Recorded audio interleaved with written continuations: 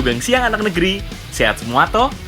Hari ini, aku mau buat olahan tradisional dari rumput-rumputan liar. Namanya daun sawiyah. Penasaran toh cara buatnya?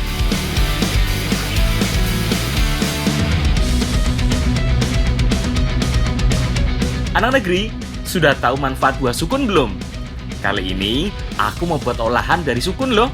Rasanya enak dan khasiatnya banyak. Jos tenan iki.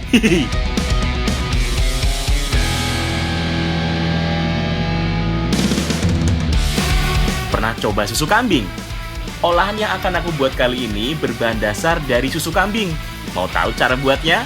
Ayo, ikut terus di Jejak Anak Negeri.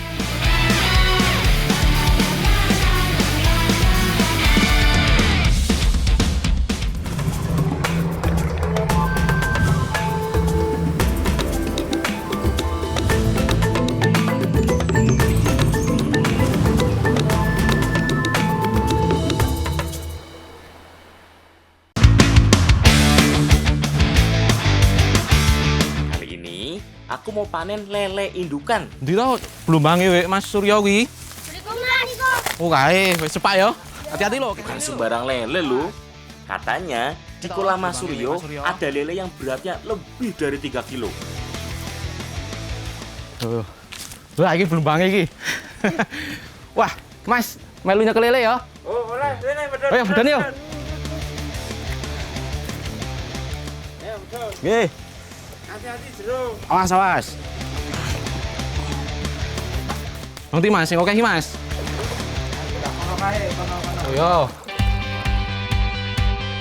Lele adalah salah satu jenis ikan berkumis yang hidup di air tawar.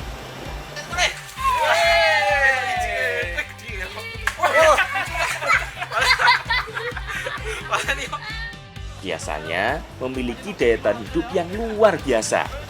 Bisa juga hidup di daerah berlumpur dan kekurangan air. Nah, kalau ikan lele yang kita cari, panjangnya bisa mencapai 50 cm. Biasanya, umurnya lebih dari 2 tahun. Agak susah yuk nyari ikan lele. Padahal, ukurannya gede-gede loh. Tapi karena tubuhnya licin, ya susah ditangkap.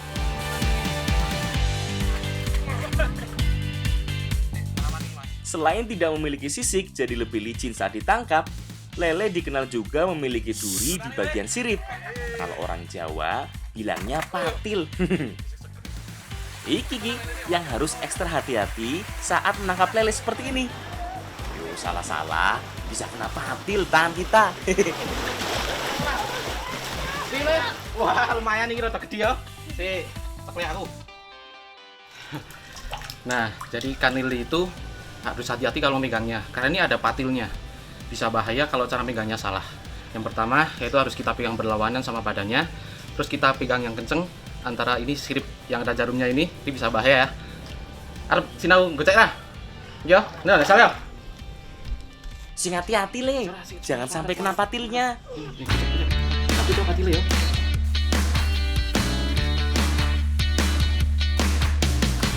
Mas Gatot, di iwake wis entuk durung.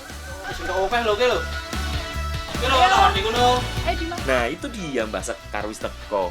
Ki, Mbak, lelene wis entuk akeh. Yuk, dan dimasak. Wah, iki luru daun sawi asik ya. Mbak Sekar, sebelum dimasak, kita cari sesuatu yuk buat tambahan masak ikan lelenya. Banyak tumbuh-tumbuhan di alam sekitar yang bisa dimanfaatkan sebagai bahan campuran masakan. Salah satunya adalah daun sawiyah yang sedang kita cari ini. Oke, Mbak. Daun sawiyah itu biasa tumbuh di kebun-kebun. Dan kalau orang zaman dahulu biasanya diolah sebagai bahan makanan. Campuran untuk pepesnya, Pak. Kalau di sini apa ya? Ini, Pak. Goleknya, Mbak. Nanti, Mbak. Daun sawiyah atau yang sering disebut sebagai daun junggul adalah rumput-rumputan liar yang biasa tumbuh di sekitar kebun. Oke, ya. Tanaman perdu ini memiliki daun bergerigi di bagian luarnya.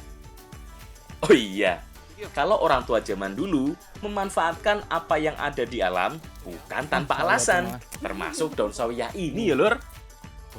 Si hijau gulma ini memiliki banyak manfaat. Bisa membantu mengobati radang tenggorokan dan mencegah sembelit. Oke Mbak ya. Sip. Usahakan Hati-hati, Mbak yo. Sekar. Yuk, bawa pulang. Hati-hati Kita dulu, masak aduh, bareng lelenya. Mas, aduh. Wah. Oh. Yo. Hati-hati Mbak. Mbak. Aku yang melek kepleset ingat. Wis. Iya Mas. Wah, kecape ya aku. Lur, iki lho. Ada lele super besar. Ada daun sawiyah dan ada juga bumbu-bumbu sederhana. Kira-kira bakal dimasak apa yo? Ikan lele indukan ini bakal kita masak pepes. Tapi bukan sembarang pepes, karena bakal dicampur sama daun sawiyah. Ini Pak, daun sawiyah. Ada banyak yang bilang kalau lele yang besar tidak enak untuk dimasak, apalagi bekas indukan segede ini. Tapi sebenarnya kalau diolah dengan cara dan bumbu yang tepat, yo enak-enak wae ya, Lur. Kayak nggih. Ting mriki mawon nggih. Yang penting bumbunya kuat, seperti makanan yang akan kita buat. Ada beberapa jenis pepes, Lur. Ada pepes sederhana yang hanya menggunakan bawang merah, bawang putih, dan cabai saja. Ada juga yang menggunakan bumbu kuning komplit seperti ini. Nah, untuk membuat pepes yang kuning, selain bawang merah, bawang putih, dan cabai, kita juga butuh lengkuas, salam, sereh, kunyit, dan ketumbar. Tambahan bumbu kunyit ini bisa berfungsi untuk menghilangkan aroma amis dari ikannya. Sedangkan tambahan ketumbar yang dihaluskan, selain membuat aroma amis yang berkurang, bisa juga membuat rasa ikannya lebih gurih.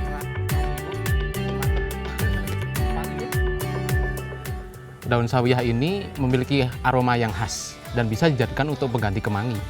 Dan ini dicampur sama pepesnya Bu ya, biar pepesnya makin wangi. Sebagian bumbu ada yang diiris, tapi kalau bumbu yang keras, lebih baik diulek yo, sampai halus. Sip, sekarang kita campurkan seluruh bahan dan bumbunya menjadi satu.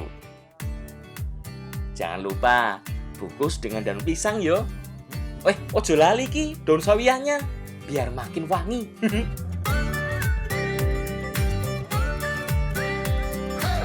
Nah, tinggal kukus sampai matang yo. Tenang, nggak butuh waktu terlalu lama kok. Biarpun daging lelenya tebal, cuma butuh waktu sekitar 10 menit, pepes lele daun sawiyah ini sudah bisa matang sempurna. Nah, iki penampakannya. Dari aromane wae sudah kelihatan enak banget ya.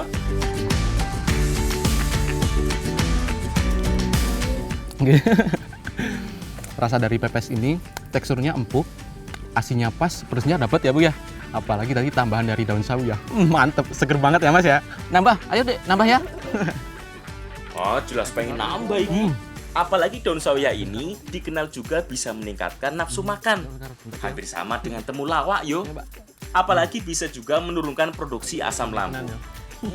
Mantep mepol ini.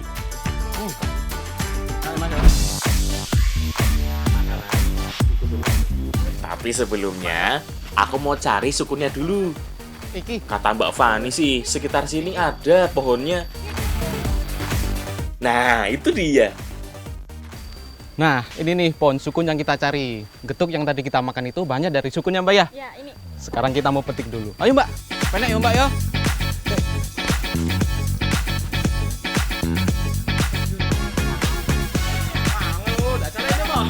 Nah, buah sukun terletak di ketiak daun yang berada di ujung ranting. Agak jauh ya letaknya. Makanya, aku butuh bantuan Galah buat metiknya. Nah, wis akeh ki Mbak Fani. Yuk, bawa pulang sukunnya. Wis ra sabar, pengen cepet masak. Sukun masih kerabat dekat dengan cempedak dan nangka. Sama-sama terlindungi dari duri-duri lunak di kulit buahnya. Tapi Kiki, yang paling membedakan antara sukun dengan kerabatnya yang lain. Buah yang satu ini tidak memiliki biji sama sekali.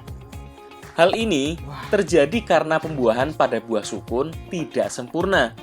Makanya tidak terbentuk biji.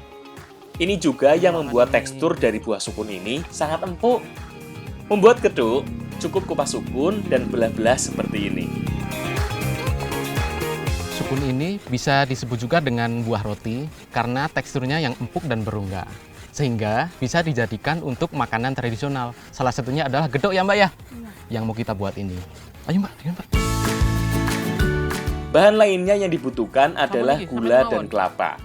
Tambahan lain adalah pandan ya lur, biar aroma niki sukunnya malih, sampun. lebih enak.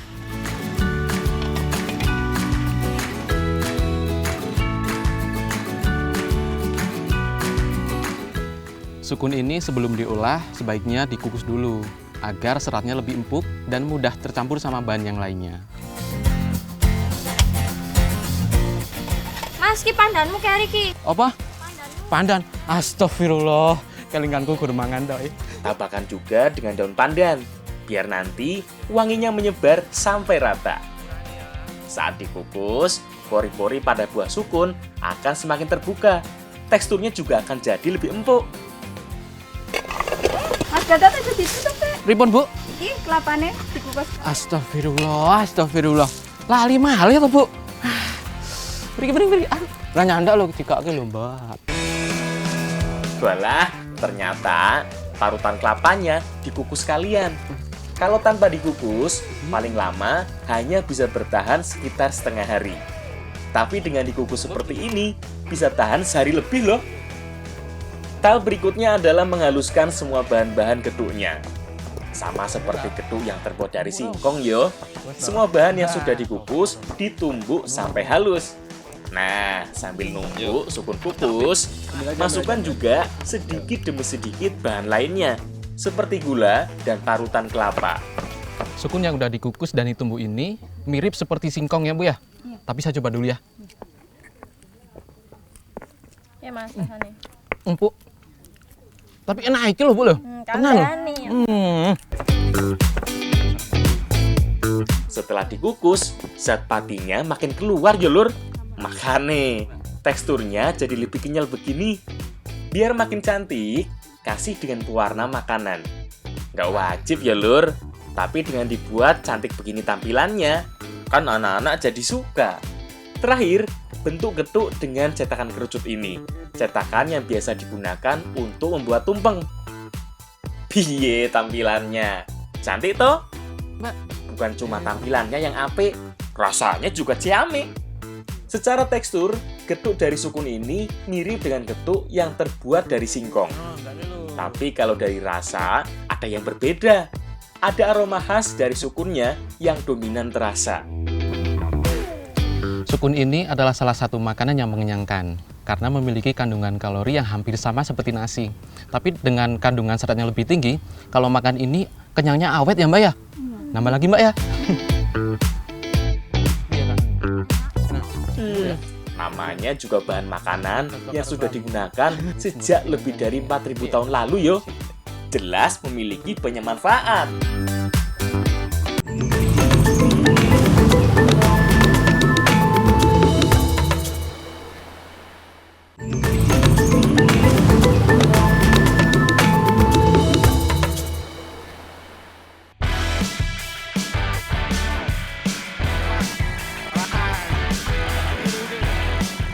Aku dan Mbak Anggi janjian mau ke kandang kambing.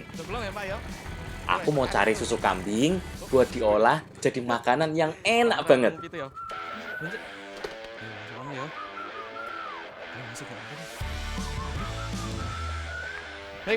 Assalamualaikum Mas. Mas. Kandang kambing yang kita tuju adalah kandang kambing Sapera, salah satu tipe kambing perah yang sangat unggulan. Sek ya Mas, aku tak kei susu kambing-kambing cilik sek. Mes saiki yo. Heeh, saiki. Ayo wis, hati-hati ya. Heeh. Saiki sek ya. Ya. Oh, ya wis Mbak Anggi, tinggal wae. Aku sama Mase mau merah susu kambing dulu. Selain sapi, kambing adalah salah satu ternak penghasil susu. Nah, Sapera merupakan hasil persilangan antara kambing Sanen dan peranakan Etawa. Biasanya memiliki warna bulu yang putih, panjang telinga sedang, dan memiliki tanduk yang cenderung kecil. No Mas. Wah, susun oke ya. Iya, Mas. Ini aku lagi merah kambing jenis Sapera Ini termasuk kambing yang produktivitasnya banyak banget. Karena satu kambing ini bisa menghasilkan 1,5 liter ya Mas ya? Oh, sing 2 liter ya ono lho, Mas. Sampai 2 liter. Iya. Wah, banyak banget ternyata. Ayo Mas, perahnya Mas. Yo. Kelebihan lain dari kambing Sapera ini adalah kemampuan reproduksinya yang cukup cepat. Dalam 2 tahun bisa beranak hingga 3 kali. Oh, kalau kambing biasanya kan cuma setahun sekali ya. Bisa diminum langsung ya Mas ya? Iso, Mas. Coba ya. Sehat iki malah yo, Wah, coba betul. Mas. Dintek lho, Mas. Seger, Mas. Seger Mas ya? Iya. Rasa susu kambing ini tuh rasanya seger, tapi biasanya kan kalau kambing itu pengususnya kuat banget ya Mas Kuat, ya? ya. Tapi ini kenapa ya? Pengususnya tuh nggak ada. Itu karena jenis pakan yang diberikan ya lur. Biasanya kalau pakannya kering seperti ini, baik dagingnya sampai susu kambingnya juga nggak ada bau perengusnya. Selain itu, kebersihan kandang kambing juga penting ya lur. Kalau bersih gini kan dijamin nggak bakal bau susu kambingnya. Oh iya, aku mau bantu Anggi ngasih susu anak kambingnya. Kebetulan Mbak Anggi sudah masukin susu kambing ke dot bayi. Tugasku yuk tinggal menjemput adik-adik kambingnya ngajak sarapan. Ayo, sabar ya. Ayo, Keluar.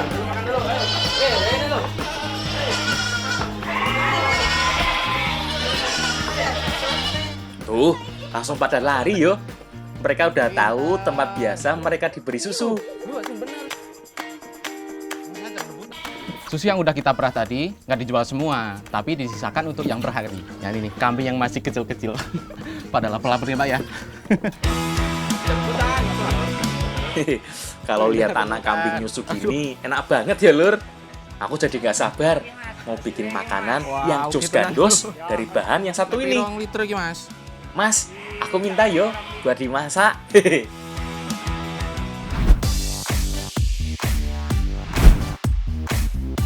Susu kambing umumnya dimanfaatkan dengan cara diminum langsung atau diolah jadi berbagai jenis minuman.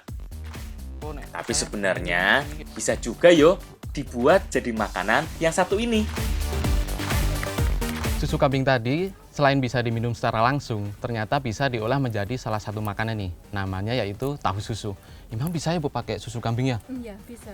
Biasanya malah lebih enak ya Mbak ya? Iya, lebih lembut lagi. Tahu merupakan makanan Indonesia yang mengadaptasi dari tofu, makanan khas Tiongkok yang menggunakan bahan dasar fermentasi kedelai. Ya. Kemudian, tahu berkembang di Indonesia sampai terdapat beberapa jenis. Salah satunya adalah tahu susu. Ada sedikit perbedaan antara susu kambing dan susu sapi. Susu kambing memiliki tekstur yang lebih encer dibandingkan dengan susu sapi. Makanya, selain susu kambing, ada juga tambahan bahan lainnya seperti bumbu dari bawang putih dan telur ayam. Ada juga tambahan tepung maizena. Nah, bahan tambahan inilah yang membuat tekstur tahu susu kambingnya lebih padat dan solid. Setelah semua siap, sekarang masukkan telur yang sudah dikocok, tepung maizena, dan berbagai jenis bumbu ke dalam susu kambing yang masih segar. Aduk sampai rata, kemudian bungkus dengan plastik khusus yang tahan terhadap panas. Setelah itu, tinggal direbus deh. Rebus dengan air yang cukup banyak, sampai semua bagian dari bungkusnya terendam. Butuh waktu sekitar 1-2 jam, sampai teksturnya lebih padat. Salah satu kelebihan tahu susu dibanding dengan tahu dari kedelai pada umumnya adalah dari tekstur. Udah pasti jauh lebih lembut ya lur, lebih lumer di mulut. Nah, setelah jadi dan dipotong kecil-kecil, tahu dari susu kambing ini akan kita masak dengan bahan-bahan lainnya. Ada brokoli, ada wortel, dan yang lainnya. Ya wis Bu, terusin urus bahan lainnya yo.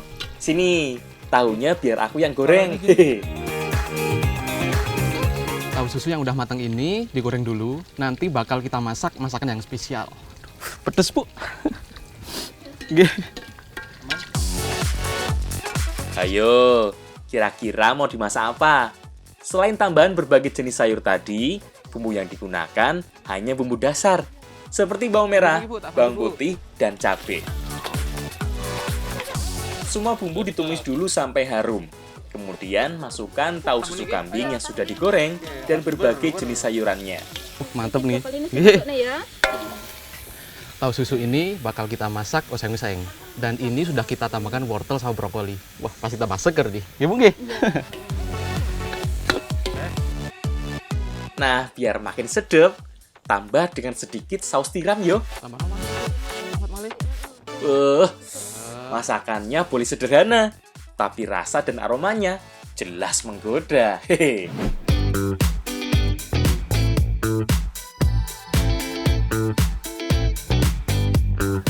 Dargo. Rasa sabar aku pengen cobain. Tahu susu ini pada dasarnya lembut, tapi karena pakai susu kambing jadi lebih gurih ya Mbak ya. Apalagi ditambah sama sayuran, segernya beneran ya Mbak ya. Nambah yuk, nambah. Selain enak, susu kambing juga banyak manfaatnya loh. Karena butiran lemak susu kambing ini jauh lebih kecil, makanya lebih mudah diserap dan dicerna. Selain itu, kandungan nutrisinya juga cukup tinggi. Cocok banget yo dikonsumsi untuk semua umur, bahkan balita sekalipun. Diet-diet, yo. Nah.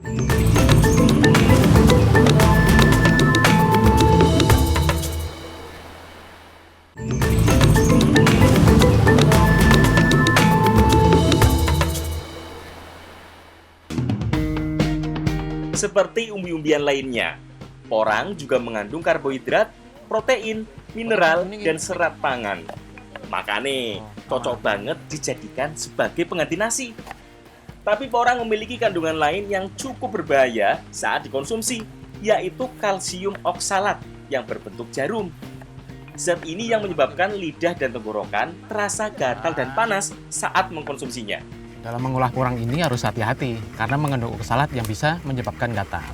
Caranya itu dengan direndam minimal 24 jam menggunakan garam krosok. Manteng gebuk ya? Jangankan dimakan ya lur.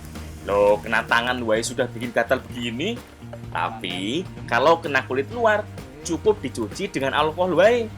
Sudah beres kok. Sebagai pendampingnya, kita juga siapkan lungwaluh atau pucuk daun labu yang masih muda.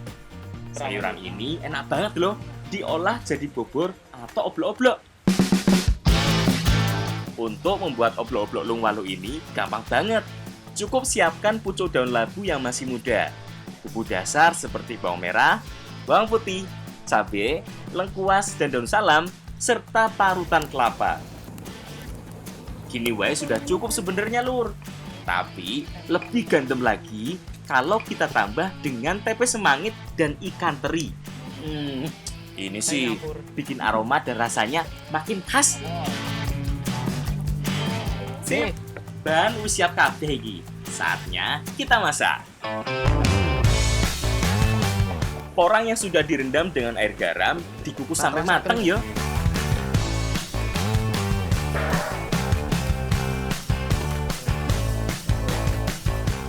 Porang ini yang nanti sudah dimasak bakal dihidangkan bareng oblok-oblok lungwaluh. Ya Mbak ya? Iya. Minang Mas. Sedangkan untuk sayur oblok-oblok lungwaluhnya gampang banget. Cukup masak semua bumbu lebih dulu. Bisa ditumis atau direbus langsung ya iso. Keduanya tetap enak dengan cita rasa yang berbeda.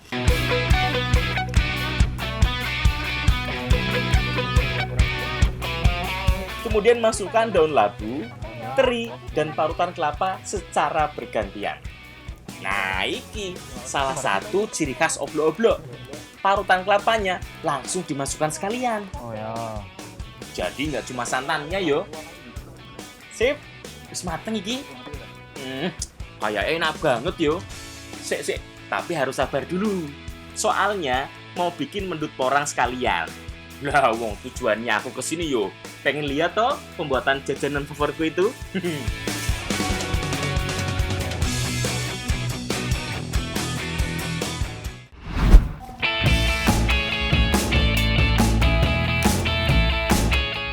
Mendut adalah salah satu jajanan khas Jawa yang menggunakan tepung ketan sebagai kulit dan di dalamnya terdapat enten-enten yang manis dan gurih.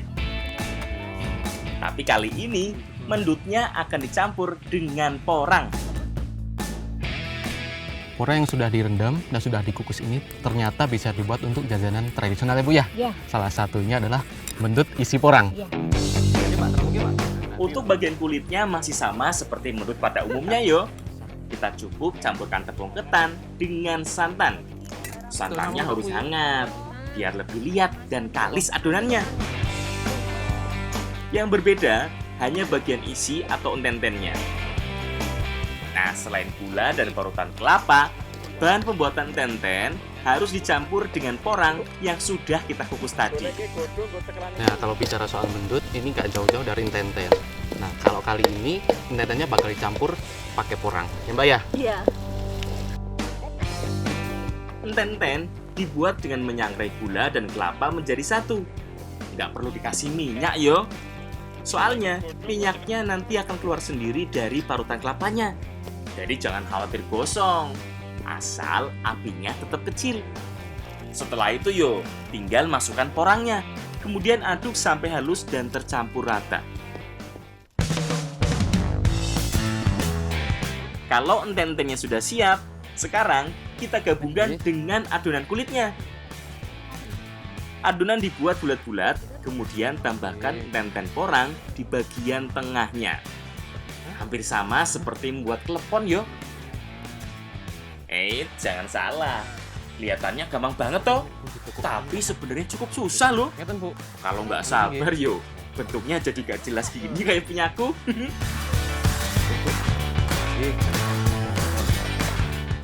Nah, jadi ada berbagai macam cara untuk masak mendut. Kalau mendut porang ini harus direbus dulu.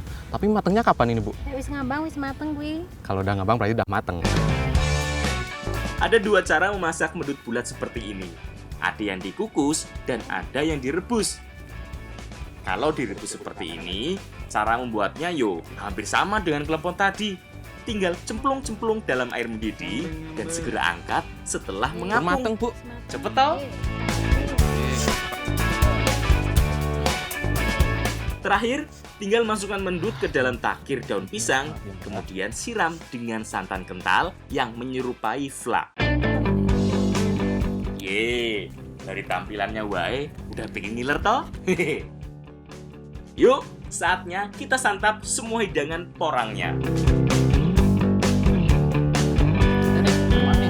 Pertama kita cobain porang kukus yang dihidangkan dengan oblok-oblok lung-walu.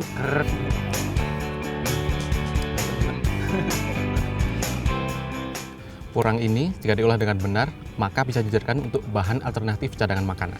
Salah satunya adalah nasi, karena rendah kalori dan rendah karbohidrat. Rendah gula juga ya Mbak ya? Kalau dari rasanya juga pas banget yo, dicampur dengan oblok-oblok daun labu muda ini. Perpaduan rasanya pas, ada manisnya, ada gurihnya, dan ada seger-segernya. Apalagi ditambah dengan teri ini. Makin gandem. Kalau menditnya sih udah jangan ditanya yo, sudah pasti enak banget. Yo kan tadi sempet nyobain di masjid. Enak nggih? Ada ya Mas? Nggih. Rasa dari mendut porang ini manis dan kenyal, tapi cenderung masir karena campuran isi dari porang tadi. Tambah nggih Bu? Porang memberikan rasa dan tekstur Lho. yang lebih Gimana? khas dari enten-enten mendutnya. Biasanya aku cenderung enek yo makan makanan yang manis. Tapi kali ini justru enggak. Justru pengen nambah terus.